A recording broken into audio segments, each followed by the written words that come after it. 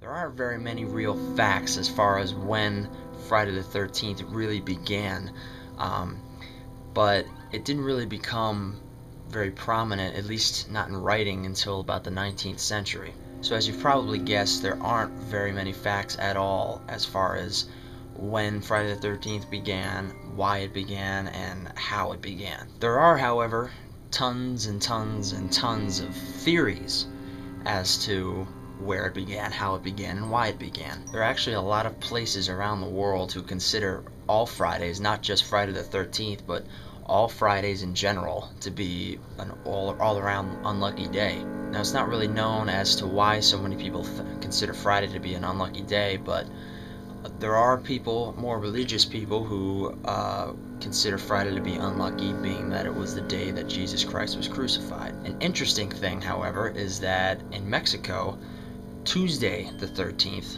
is considered to be their unluckiest day of the year, and in Italy, Friday the 17th is considered to be an unlucky day there.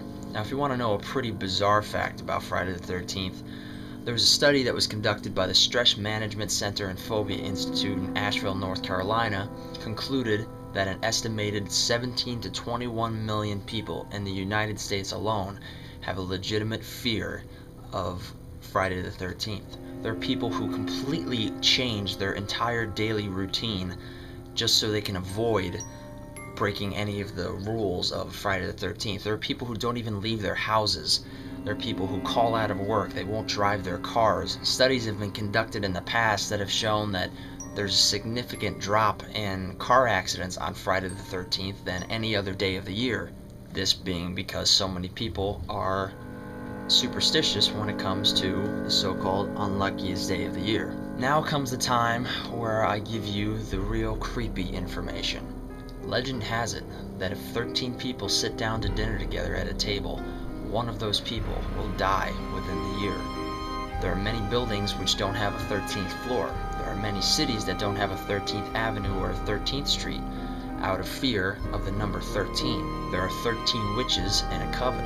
It's also said by some that if you have 13 letters in your name, you will have what's referred to as the devil's luck. Now, just to give you a few examples of people with 13 letters in their name: Charles Manson, Jack the Ripper, Theodore Bundy, Jeffrey Dahmer, Osama bin Laden, Saddam Hussein, just to name a few. I also happen to have 13 letters in my name. Does it mean anything? Who knows? One thing I do know for sure, though, is that there are millions and millions of Americans who believe it means a whole hell of a lot. So again, like I said, it's not really known as to why so many people believe in all the superstitions, but it's one of those things that as a kid, you always it was always just one of these accepted things. You never really took the time to think about it as a kid, but you'd always see kids, trying to trick people into stepping on a crack so they'd break their mother's back, or, spill salt and then they'd have to throw it over their shoulder, or try and trick people into breaking mirrors so they'll have 7 years of bad luck. Now, I personally don't believe in Friday the 13th.